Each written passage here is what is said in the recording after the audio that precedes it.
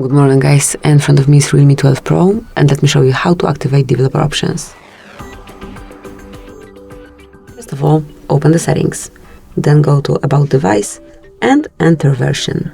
Here you will notice a version number, tap on it 7 times, then provide your screen lock pattern, password, fingerprint, whatever you have, and as you can see, now you are a developer, so developer options are unlocked. Let's go back and now enter additional settings. Here you can find developer options now.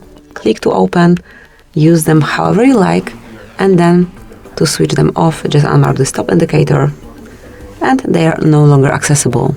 So this is it, that will be all. Thank you for watching. Please subscribe our channel and leave the thumbs up.